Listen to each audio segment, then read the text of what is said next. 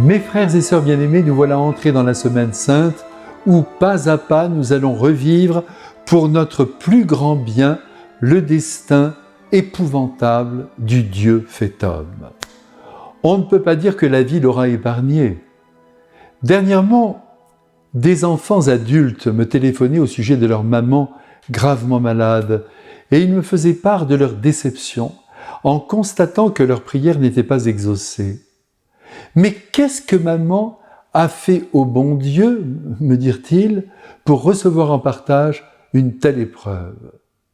Mais elle n'a rien fait de mal, comme des millions de personnes malades ou éprouvées par la vie qui sont, croyez-moi, très aimées et suivies, plus qu'on ne le pense, par la compassion de Dieu. Faites d'ailleurs la liste de tous les saints et de toutes les saintes qui ont souffert et vous verrez qu'aucun d'entre eux n'a échappé à la destruction de leur corps, en un mot, à la souffrance et à la mort. Pensez ne serait-ce qu'à Saint Jean-Paul II.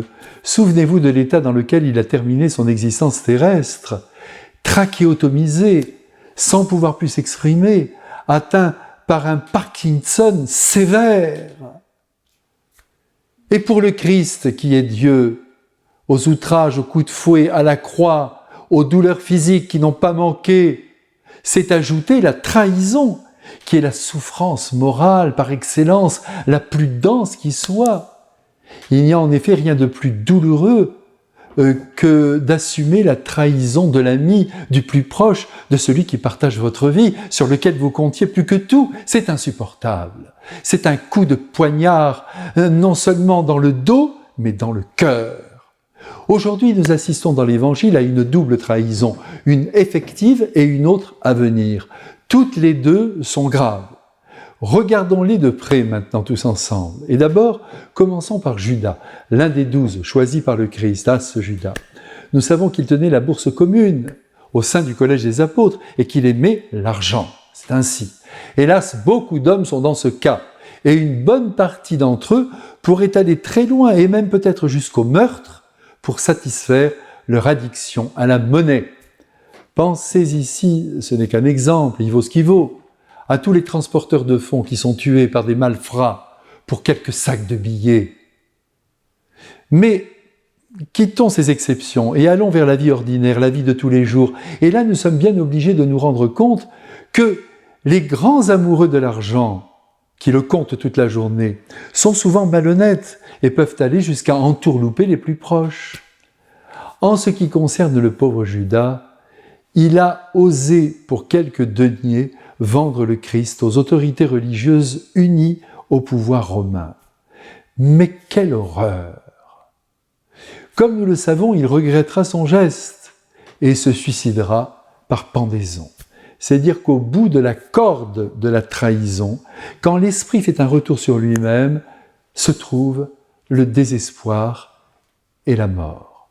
Voilà pour le pauvre Judas que j'appelle ainsi, car il s'agit en effet d'un pauvre homme, d'un enfant de Dieu qui mérite, malgré son crime, notre silence, car nous sommes incapables de savoir précisément si un criminel est totalement responsable de l'acte abominable qu'il a posé. Nous ne sommes pas Dieu. Et de plus, nous sommes tous capables du pire.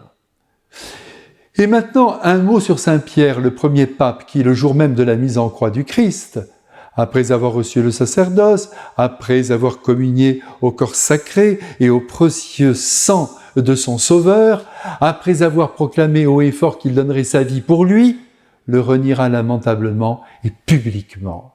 Mais quel désastre!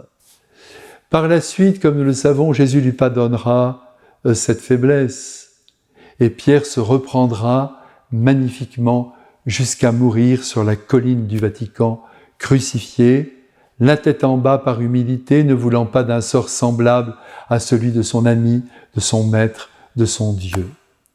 Vous qui m'écoutez en ce moment, je vous en supplie, quittez les chemins de la justice implacable et les sentiers tordus aussi de la dénonciation. Et rappelez-vous aussi qu'on ne peut pas aimer Dieu et aimer l'argent.